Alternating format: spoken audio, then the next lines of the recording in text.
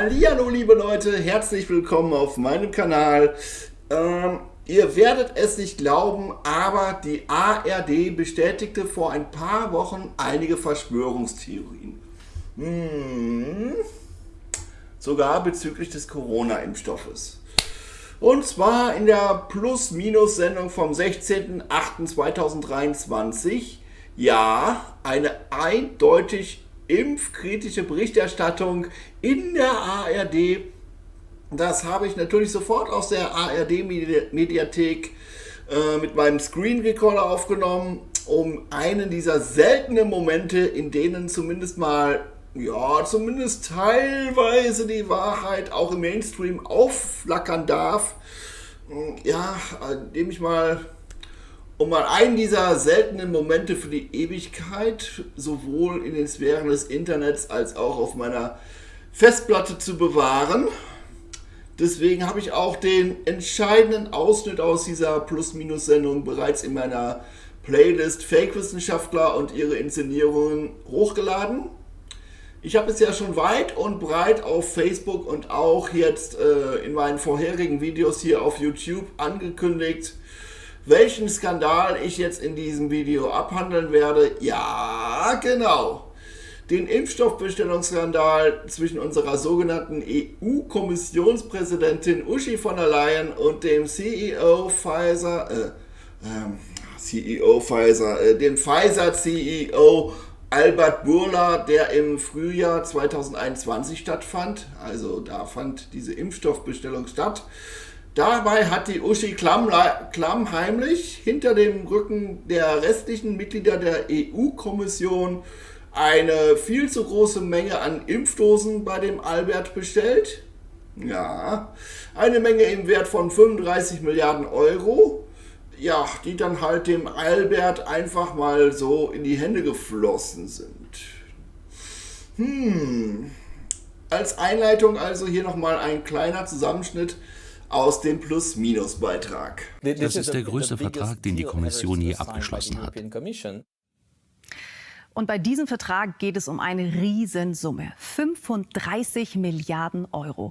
Wenn eine Behörde so viel Geld für einen Auftrag ausgibt, dann müssen dabei nicht nur bestimmte Regeln eingehalten werden. Die Behörde trägt auch eine gewisse Verantwortung, vor allem wenn es dabei um Steuergelder geht. Offenbar gilt das nicht für die EU-Kommissionspräsidentin Ursula von der Leyen. Sie soll im Frühjahr vor 2 Jahren für 35 Milliarden Euro den Kauf von Corona-Impfstoffen eingefädelt haben, ohne dass die Öffentlichkeit oder EU-Abgeordnete erfahren dürfen, wie es zu diesem Geschäft gekommen ist. Anfang 2021. Europa befindet sich im Impfmarathon gegen das Coronavirus. Zu diesem Zeitpunkt hatte die EU für alle Mitgliedstaaten 1,36 Milliarden Impfdosen bei Pharmakonzernen wie AstraZeneca, Janssen, aber auch Pfizer-BioNTech bestellt. Macht für jeden der 450 Millionen EU-Bürger etwa 3 Impfdosen. Im Frühjahr 2021 kommt es zu Lieferengpässen. Die EU kommt mit dem Impfen nicht so schnell voran wie die USA oder Großbritannien. Jetzt mischt sich Ursula von der Leyen in die Vertragsverhandlungen ein. Obwohl die EU bereits 2 Verträge über 600 Millionen Dosen mit Pfizer abgeschlossen hatte, wurde offenbar noch ein dritter auf den Weg gebracht. Dabei sollen 1,8 Milliarden Dosen im Wert von 35 Milliarden Euro geordert worden sein. Das Besondere, der Deal wurde offenbar von der Präsidentin persönlich über SMSen und Telefonate eingefädelt. Die Verträge stehen mittlerweile auch inhaltlich in der Kritik, vor allem ob die Unmengen an Impfstoffen überhaupt notwendig waren. Bis zu 4,6 Milliarden Impfdosen sollten es laut Europäischem Rechnungshof insgesamt mittlerweile sein. Das macht bis zu 10 Dosen für jeden EU-Bürger. Verbraucht aber wurde gerade mal ein Fünftel. Immunologe Professor Andreas Radbruch, zum Zeitpunkt der Vertragsunterzeichnung Präsident des Europäischen Verbandes, hielt schon damals diese Großbestellung für herausgeworfenes Geld. Die Bestellung von bis zu 10 Impfdosen pro EU-Bürger hat zu keinem Zeitpunkt aus immunologischer Sicht Sinn gemacht. Wir sind auch als Europäischer Immunologenverband dazu nicht gefragt worden. Wir hatten sogar ein Statement vorbereitet, in dem wir vor zu häufigem Boosten gewarnt haben. Das wurde nicht zur Kenntnis genommen. Auch der Preis der Impfdosen wirft Fragen auf. Laut geleakten Informationen zahlt die EU für den Nachschlagskauf bei Pfizer deutlich mehr als für die ersten Impfstofflieferungen. Pro Dosis erhöhte sich der von 15,50 € auf 19,50 €. Warum dies geschah, bleibt ebenso geheim. Ich möchte in diesem Video abhandeln, dass in diesem Plus-Minus-Beitrag einerseits zumindest teilweise ein wirklich wahres Verschwörungsfaktum bestätigt wurde. Derselbe Beitrag jedoch andererseits auch Fehlinformationen enthält, die sich in unlogische Erklärungen verhaspeln und von der kompletten Wahrheit der Verschwörung ablenken sollen. Also was ist für mich der Hauptpunkt der Verschwörungswahrheit, welche die ARD hier ausnahmsweise mal aufflackern ließ? Nun, ich bin mir ziemlich sicher, dass die Uschi da wirklich dem Albert 35 Milliarden Euro an Steuergeldern europäischer Bürger zugeschoben hat. Und warum bin ich mir da so sicher? Tja, weil für mich das Beweiskriterium der Familienrelation aus der Actor-Based Reality, das ich immer wieder hochhalte, weil für mich dieses Beweiskriterium der Familienrelation absolut unschlagbar ist, denn es bestätigt sich auch in diesem Fall. Soll konkret heißen, wenn ich mal schaue, von wem in dieser Actor-Based Reality die Fake-Identitäten Uschi von der Leyen und Albert Bourla gespielt werden, dann sagt mein Röntgenblick, die Uschi wird von der Prinzessin Astrid von Belgien gespielt und der Albert Bourla von Ex-König Albert II. Von Belgien. Und das ist der Vater von Prinzessin Astrid. Ja, diese Bildvergleiche und Overlays, die ich euch jetzt dazu zeige, können also keine zufälligen Ähnlichkeiten enthalten, sondern das sind objektive Beweise dafür, dass es gemäß der adeligen Familienrelation Tochter und Vater sind, die sich da gemeinsam ein krummes Geschäft erlaubt haben.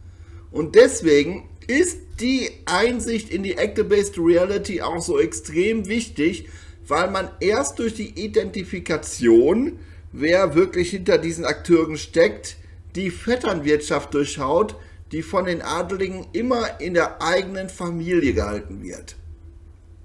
Parallel zu den ganzen Bildvergleichen, die ich jetzt dazu schon eine Zeit lang einblende, erzähle ich euch noch ein bisschen was darüber, welche Bedeutung diese Erkenntnis für mich hat. In einem Kommentar unter meinem Upload des Plus-Minus-Ausschnitts fragte ein User, was die Ursula von der Leyen davon hat, dem Albert Bourla durch eine überflüssige Impfstoffbestellung 35 Milliarden Euro in den Allerwertesten zu blasen. Einige andere User kommentierten, dass es hier um Bestechung gehe. Aber die absolute Wahrheit ist, es geht hier um die Familienvetternwirtschaft einer Adelsfamilie, bei der die adelige Tochter 35 Milliarden Euro von der Gesamtheit aller europäischen Steuerzahler abzog und an ihren adligen Vater durchsteckte. Eine zweite Verschwörungstheorie, die sich bei der ganzen Affäre als Wahrheit bestätigt, ist die viel zu hohe Anzahl an bestellten Impfdosen. Denn damals, 2021, ist auch vielen Wahrheitssuchenden mit offenem Geist natürlich diese extrem hohe Menge an für Europa bestellten Impfstoffen aufgefallen. Es ist ein Faktum, dass für jeden einzelnen europäischen Bürger 10 Impfdosen bestellt wurden und diese Menge an Dosen wurde ja von Plus-Minus bestätigt, wie ihr selber vor ein paar Minuten gehört habt. Bis zu 4,6 Milliarden Impfdosen sollten es laut Europäischem Rechnungshof insgesamt mittlerweile sein. Das macht bis zu 10 Dosen für jeden EU-Bürger. Die Bestellung von bis zu 10 Impfdosen pro EU-Bürger hat zu keinem Zeitpunkt aus immunologischer Sicht Sinn gemacht. Viele Wahrheitssuchende haben daraus damals die scheinbar logische Konsequenz gezogen, dass die Pandemie wohl so lang gezogen werden soll, bis sich alle 8-mal haben boostern lassen. Aber mittlerweile wissen wir es besser. Das war definitiv nicht der Plan. Es war eher einfach so, dass da die Adlige hinter der Fake-Identität einer EU-Kommissionspräsidentin, der Fake-Identität ihres eigenen Vaters, ein großes finanzielles Geschenk bescheren wollte.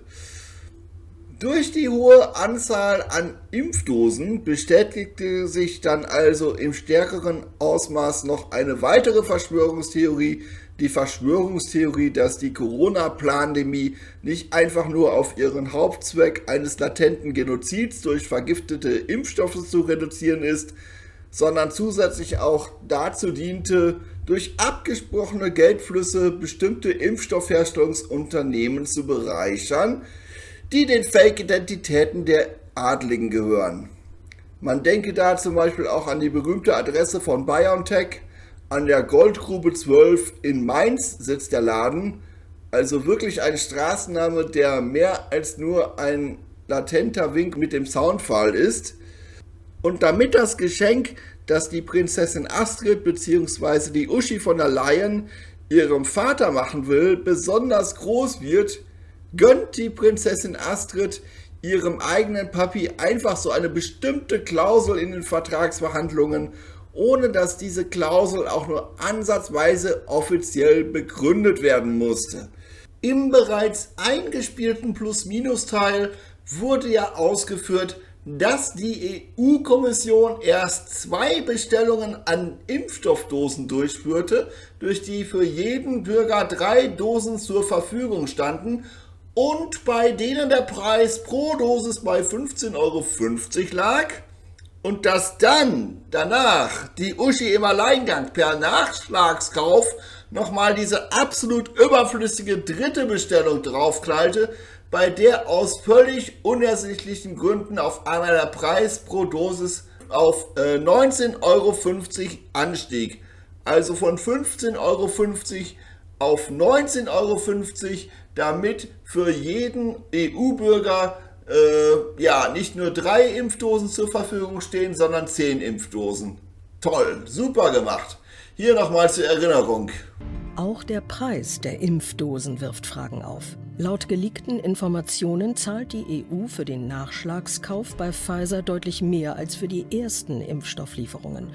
Pro Dosis erhöhte sich der von 15,50 € auf 19,50 €.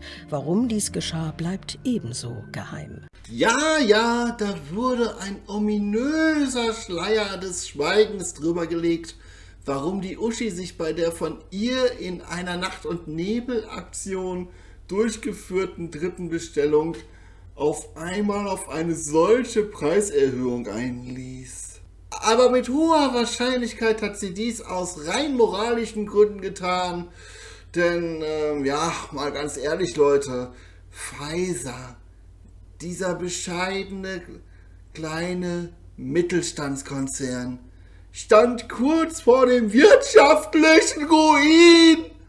Und da war es einfach notwendig, diese Firma mit einem Bonus von 35 Milliarden € nochmal extra zu sanieren. Ja, es gibt sicherlich weltweit keine Firma, die durch die Umstände der Corona-Krise so viele wirtschaftliche Verluste gemacht hat wie Pfizer. Der Albert von Burla und Belgien brauchte diese 35 Milliarden € halt nun mal so dringend, damit Pfizer weiterhin weltweit seine rettenden Heldentaten im Gesundheitsbereich vollstrecken kann. Gedenken wir an dieser Stelle einer der größten dieser Heldentaten, die Pfizer in seiner internationalen Barmherzigkeit in einem Entwicklungsland der 3. Welt durchgeführt hat.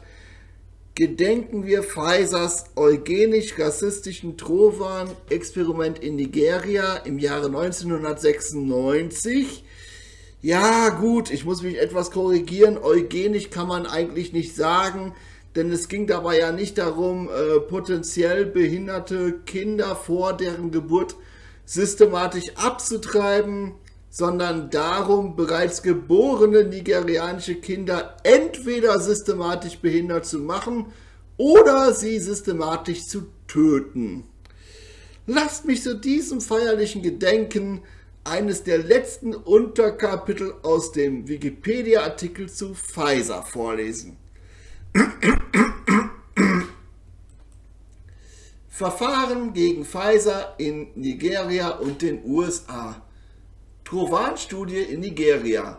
Laut Angaben nigerianischer Behörden und verschiedener Organisationen testete Pfizer im Jahr 1996 das mittlerweile verbotene Antibiotikum Trovafloxacin, Trovan, an etwa 200 Kindern aus dem Umkreis von Kano in Nigeria.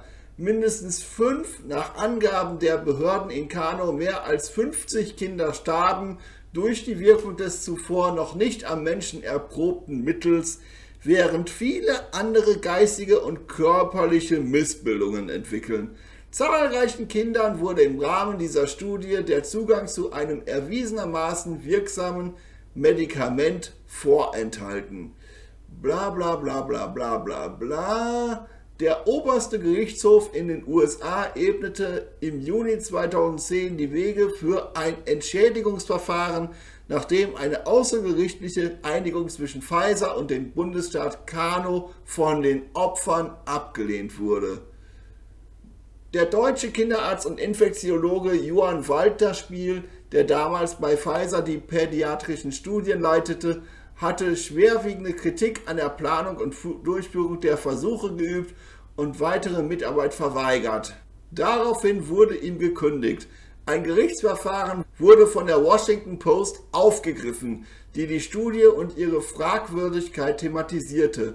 Pfizer besteht darauf, dass Walterspiel aus anderen nicht genannten Gründen gekündigt worden sei und dass die Studie ethischen Normen entspreche.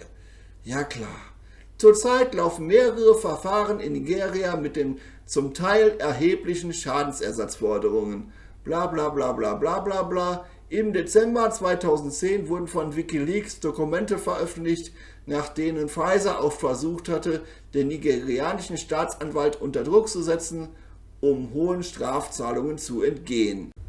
Also ganz ehrlich, Leute, könnte mit diesem Trovan-Skandal in Nigeria ein Fall vorliegen, der zeigt, dass es der Pharmaindustrie nicht unbedingt immer darum geht, unsere Gesundheit zu schützen, sondern manchmal auch darum, unsere Gesundheit gezielt zu zerstören. Ich meine, in diesem Wikipedia-Beitrag, den ich da gerade vorgelesen habe, da wird ja gerade schon glasklar erwähnt, dass Pfizer den nigerianischen Kindern absichtlich ein nicht zuvor getestetes Medikament, nämlich das Trovan, verabreicht hat. Und als es dann dadurch zu Schäden kam, wurden Medikamente, die wirklich hätten helfen können, absichtlich den Kindern vorenthalten. Steht alles im Wikipedia-Artikel, den ich gerade vorgelesen habe, in diesem Absatz da. Also diese Tendenz, Medikamente nicht vor ihrer Veröffentlichung verantwortungsbewusst klinisch zu testen, sondern sie erst nach ihrer Veröffentlichung im direkten Feldversuch am Menschen zu testen, so nenne ich das jetzt mal. Da muss man auch mal an den Corona-Impfstoff denken, der ja dermaßen schnell entwickelt aus der Schublade gezogen wurde, dass eigentlich gar keine gewissenhaften Studien zu Langzeitschäden möglich waren. Also mehr darf ich darauf jetzt nicht eingehen, auf diese Parallele zwischen Trovan und dem Impfstoff, sonst wird das Video gesperrt. Aber kommen wir jetzt mal zurück zum Plus-Minus-Bericht. Ich habe ja am Anfang des Videos gesagt, dass ich schauen möchte, was an diesem Bericht der ARD jetzt trotz der ausnahmsweise mal impffriedlichen Berichterstattung nichts weiter als Lug und Trug ist.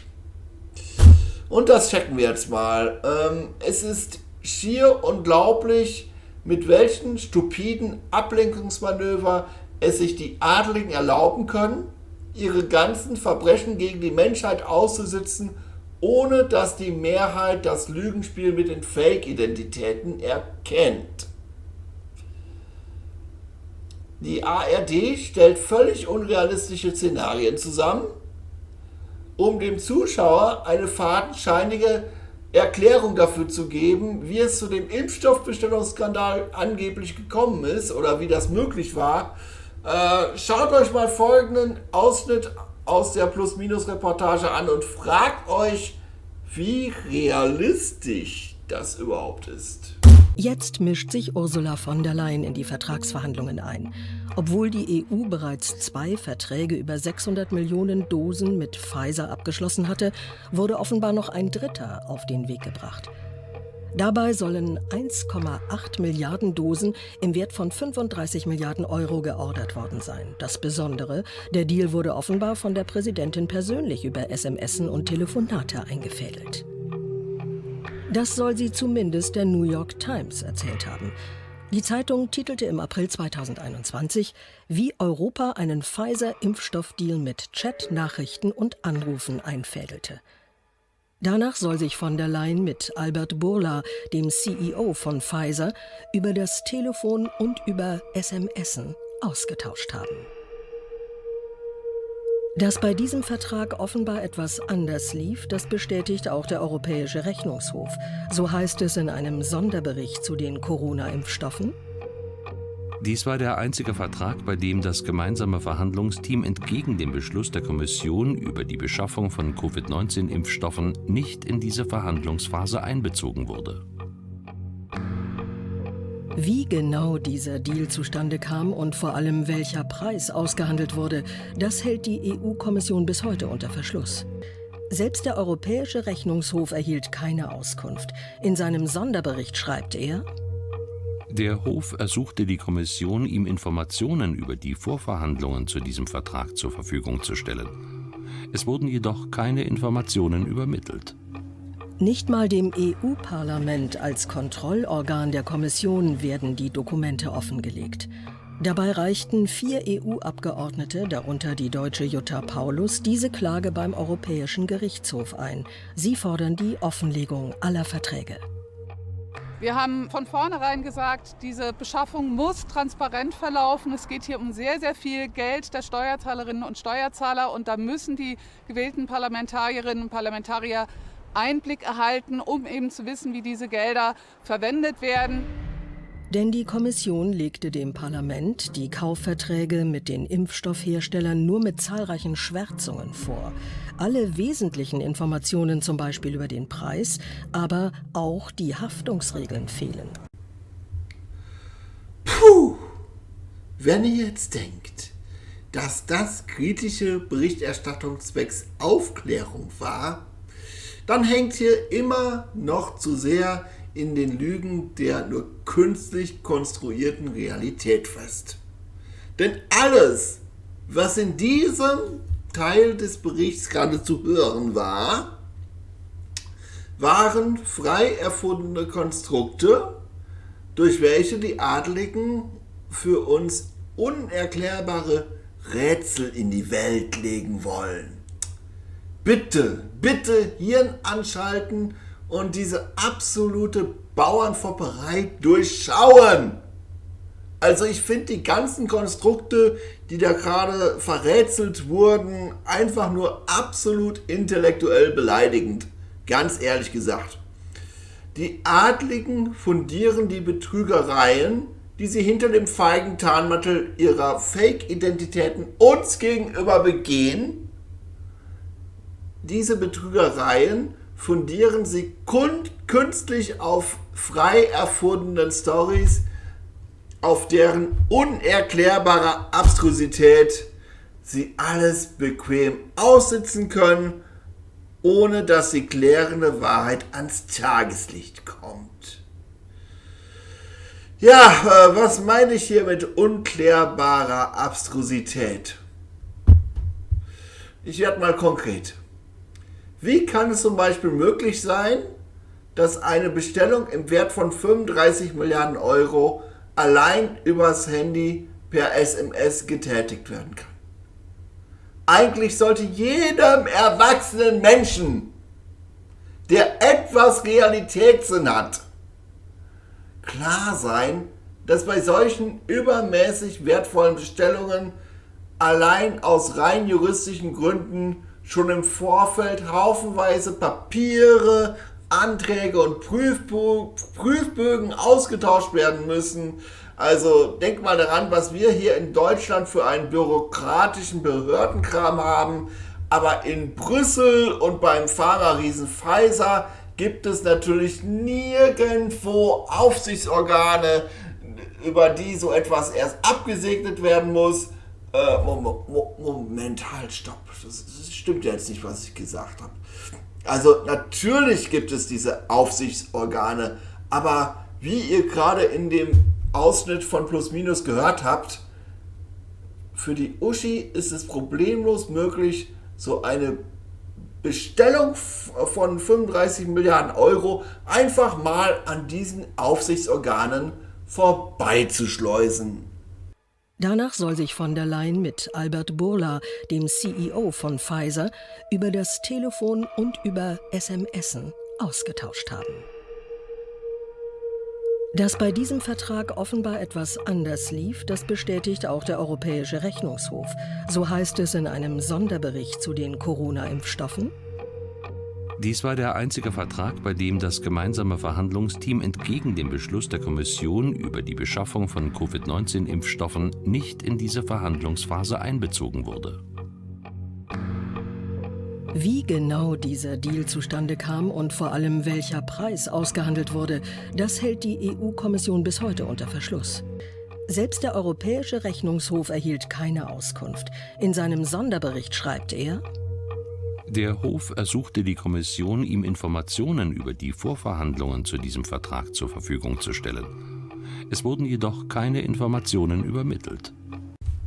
Die Uschi konnte also allein deswegen alles an dem EU-Parlament und dem EU-Rechnungshof vorbeischleusen, weil sie die Bestellungen nur alleine übers Handy vorgenommen hat. Ja, genau. Und dann tut man einfach so, als ob diese Bestellungen jetzt trotzdem dieselbe Gültigkeit haben wie die legitimen Bestellungen, die durch den ganzen Bürokratieapparat des EU-Parlaments und des EU-Rechnungshofs gelaufen sind. Ganz tolle Story.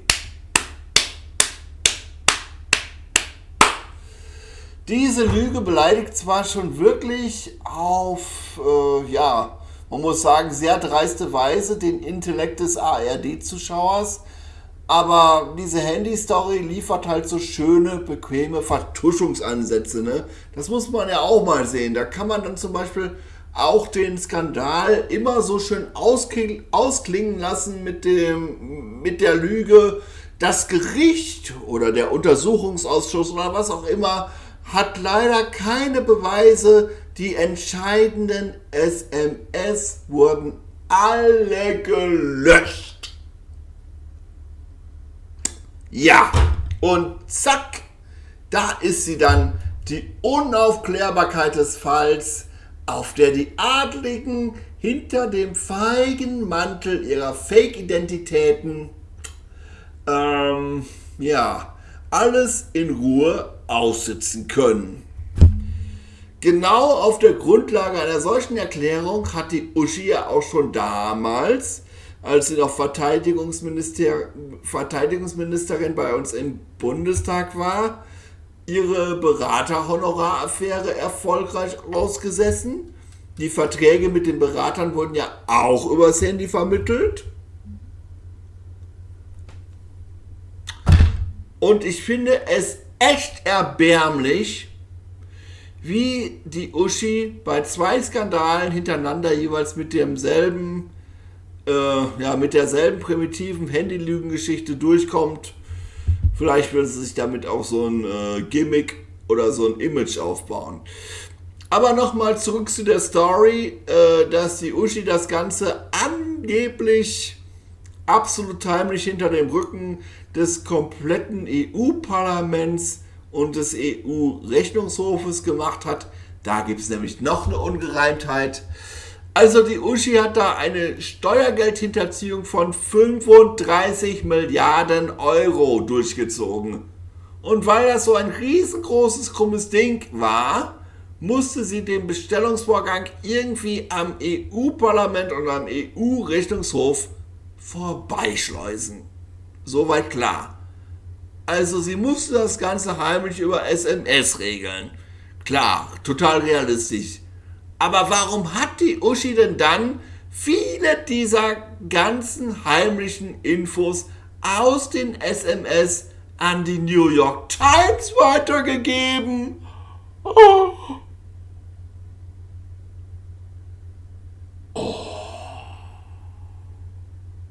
Obwohl die EU bereits 2 Verträge über 600 Millionen Dosen mit Pfizer abgeschlossen hatte, wurde offenbar noch ein dritter auf den Weg gebracht.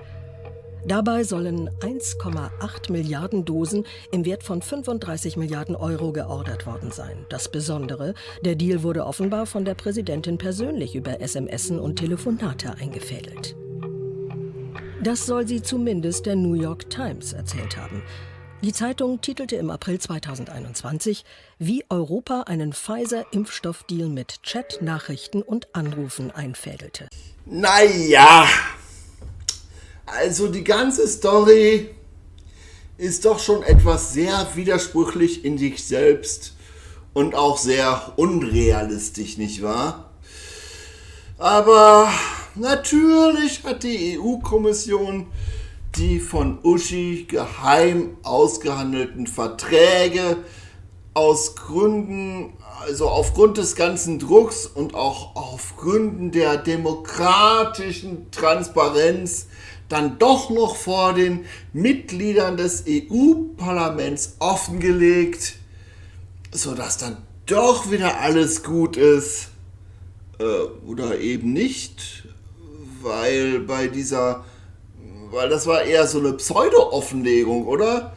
Denn da wurden die entscheidenden Passagen geschwärzt, wie Plus Minus gesagt hat. Wir haben von vornherein gesagt, diese Beschaffung muss transparent verlaufen. Es geht hier um sehr, sehr viel Geld der Steuerzahlerinnen und Steuerzahler und da müssen die gewählten Parlamentarierinnen und Parlamentarier Einblick erhalten, um eben zu wissen, wie diese Gelder verwendet werden.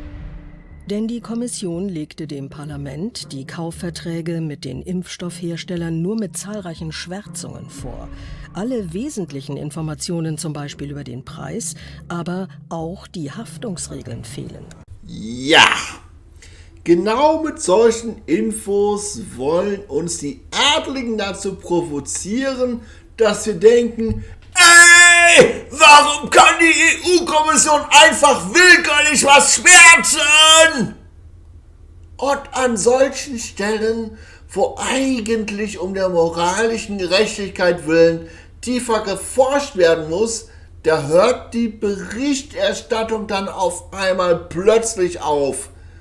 Dafür habe ich jetzt in den letzten Minuten allein aus diesem einzigen Plus-Minus-Beitrag 3 Beispiele geschildert. Und die Bürger schimpfen dann höchstens, also bei uns in der Firma könnte man eine Bestellung nicht einfach so übers Handy machen und dann die entscheidenden SMS löschen oder jeder andere wäre dafür ins Gefängnis gekommen oder das EU-Parlament lässt sich ja komplett vorführen, wenn Uschis EU-Kommission damit durchkommt, einfach die entscheidenden Paragraphen im Vertrag zu schwärzen. Aber die eigentliche Wahrheit, von der ich mir wirklich wünsche, dass sie mehr Menschen erkennen würden, ist folgende.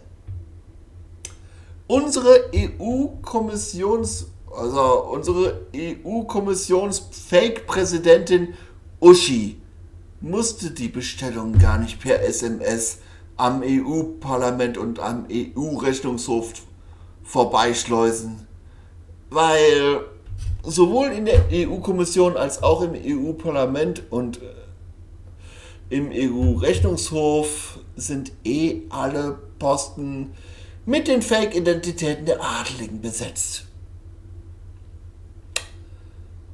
Diese SMSen von Uschi gibt es nicht. Das war nur eine falsche Fährte für falsche Erklärungsansätze einer Sache, die nicht erklärt werden darf. Aber der Hauptansatz der wahren Erklärung ist ganz einfach.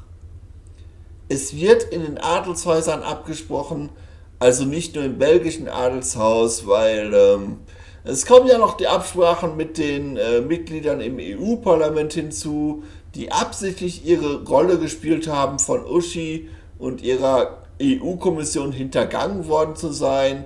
Und genau deswegen war es auch in keinster Weise notwendig, dass die EU-Kommission entscheidende Passagen der Verträge geschwärzt hat.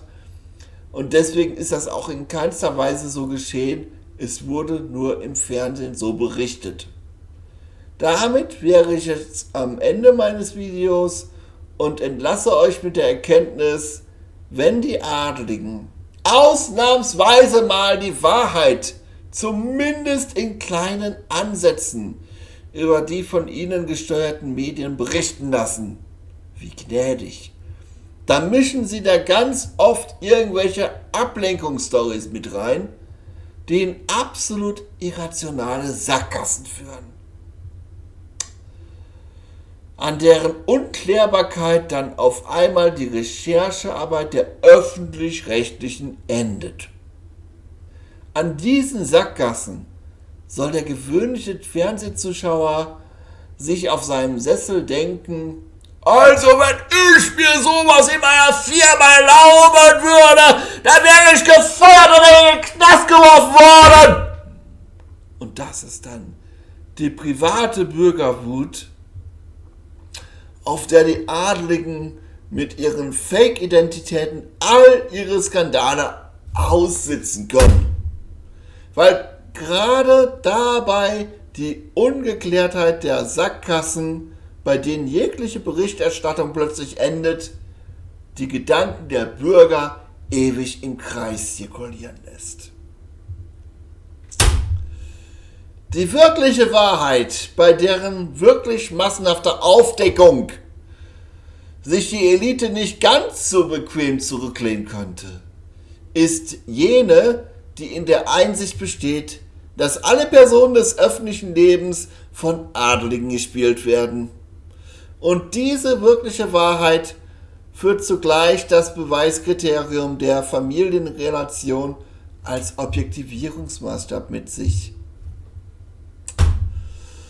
Tja, und aus dieser wirklichen Wahrheit folgt halt nun mal ganz wesentlich, da alle Personen des öffentlichen Lebens von Adeligen gespielt werden, gibt es gegenüber der EU-Kommission keine Aufsichtsorgane wie das EU-Parlament oder den EU-Rechnungshof, denn bei solchen Geschichten spielen die Adeligen stets beide Lager, die angeblich in Opposition zueinander stehen, aber in Wahrheit zusammenarbeiten, um uns zu versklaven. Und das trifft übrigens auch auf jeden großen Krieg zu.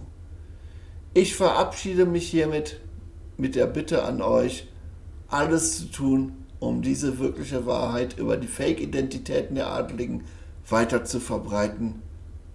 Tschüss, auf Wiedersehen, euer Somnidelius Solertius.